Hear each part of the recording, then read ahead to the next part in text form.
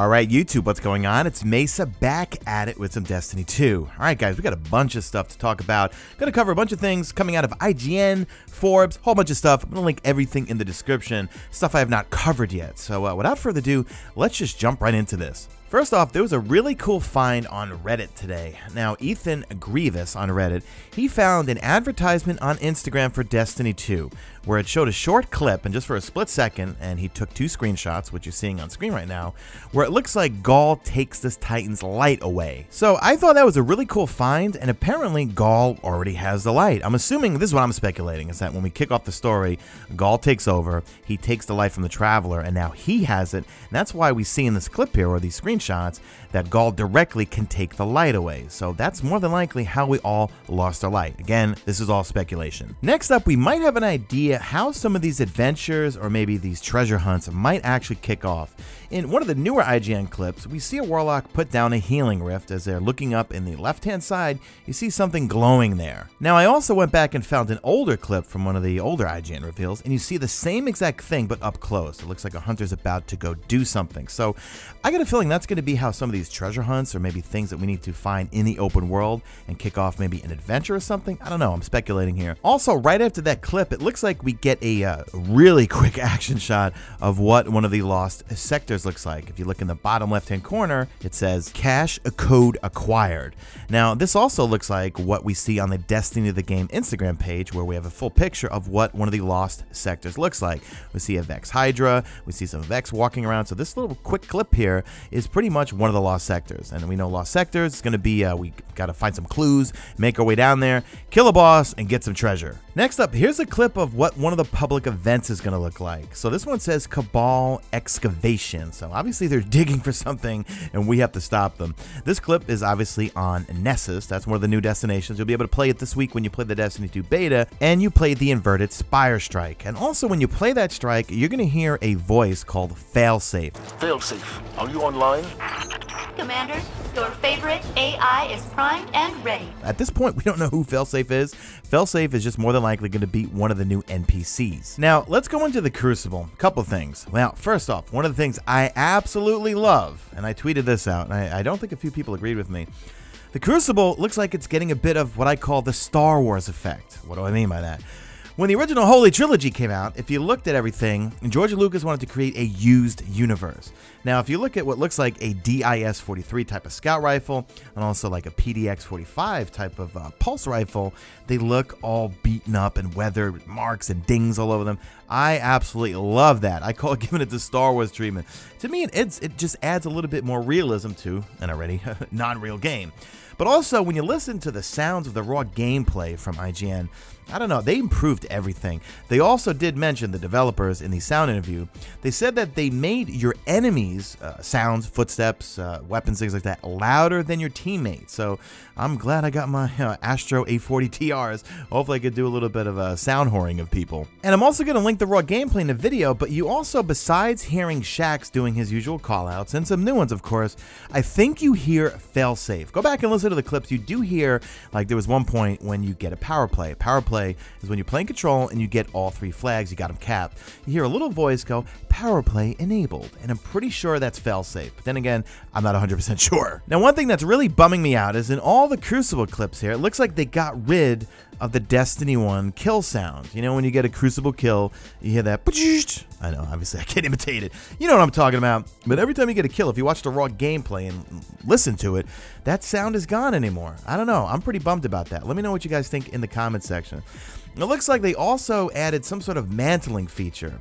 If you look at this clip here, when the Warlock makes it to the ledge, now if this was Destiny 1, that Warlock, because of the terrible glide we have, I'm a Warlock main, I just would have fallen down. Now, I got a feeling this is not going to be just a Warlock thing. I got a feeling this is for all characters. I know Call of Duty has a lot of mantling abilities where if you just go, like you're running towards like a little ledge or something, you could just mantle over it. Got a feeling this is going to be for all the characters. Now, check out this clip here. We see a Titan, and not only do we see 2 grenade charges on this character. Well, he throws 2 lightning grenades to choke off a doorway.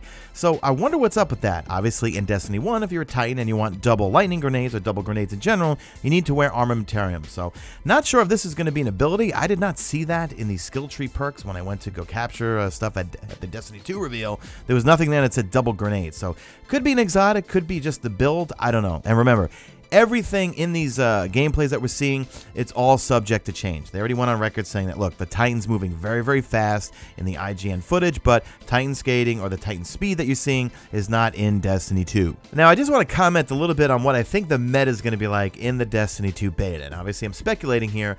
When we see the raw gameplay, we see a lot of auto rifles, a lot of pulse rifles, a lot of scout rifles, not much in the hand cannon department. I'm going to show you a clip in a second here where hand cannons don't look like they do that much damage anymore. But in a recent episode of Fireteam Chat with CJ, Fran, and Destin, Fran does say he thinks it's more of an auto rifle. Well, he goes pulse rifle, and then he says, well, I'm guessing, but you could tell, I don't know. I got the vibe that he was thinking that auto rifles felt the most powerful, and we do see a lot of auto rifles within all the gameplay. He also said pulse rifles too, but what about hand cannons? In a vast majority of the IGN gameplay, no one is using hand cannons. I get a feeling hand cannons are going to be a non-issue. Bye-bye hand cannons. Look at the Sunshot, right? This is doing 40 criticals, and it's doing 20 to the body.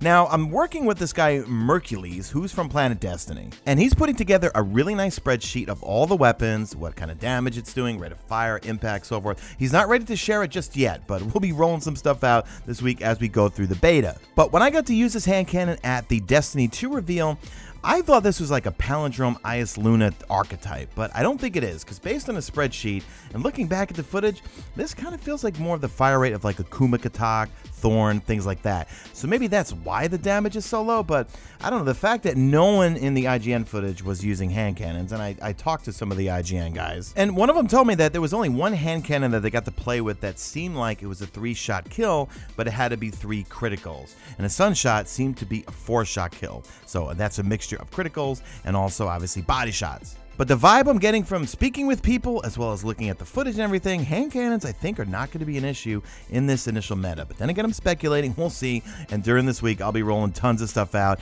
as we go through everything and making guides on all the weapons. Let's talk about hunters. The hunters need to cool their cucumbers, all right? So it's so much banter on Twitter that we don't have a support class, it's the weakest class. Why didn't IGN show us more gameplay of the Arc Strider in action? Look, first off, let's wait and see how they perform in the beta.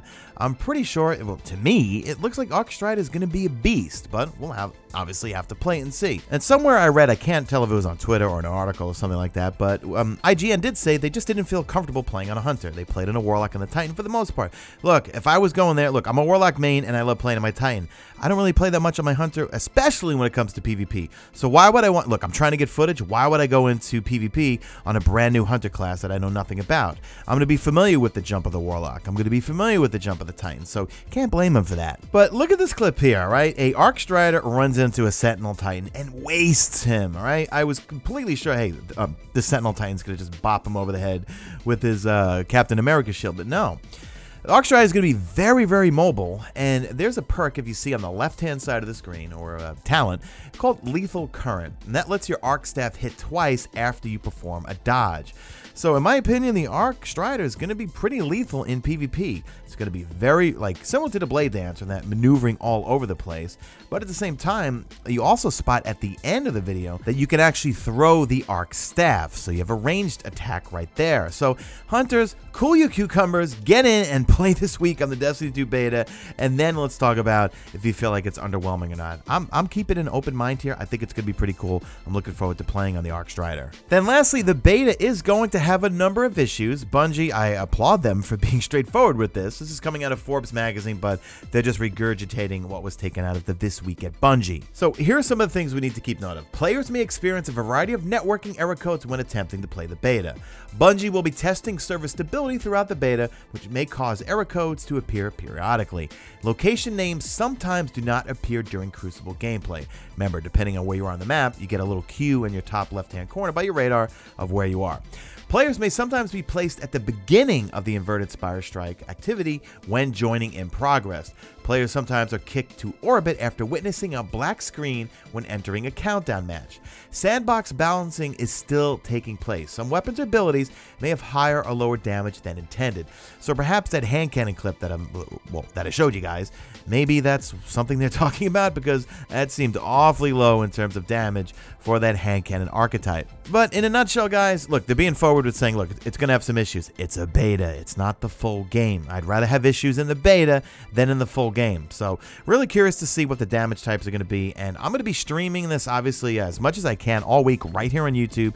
Make sure you turn notifications on. I'll be playing with subs some days. On the first day, I'll just be playing with friends, and then sponsors of the channel. I've got a Discord set up. And if you are a sponsor, please leave me your email or Twitter handle in the description so I can get you into my private sponsor Discord server. And I'll be setting up some game nights with you guys, sponsors. So that's going to be it for the news, guys. Let me know what you guys think in the comment section. I'll see you guys tomorrow. I'll be streaming this right when it goes live. So again, turn on notifications. I'll be streaming it right here on YouTube as always. Do me a favor, guys. Drop a like in this video, only if you see fit. Follow me on the Twitter at Mesa Sean. Check out my stream, usually and always on YouTube. And that is it. I'm out of here like Vladimir.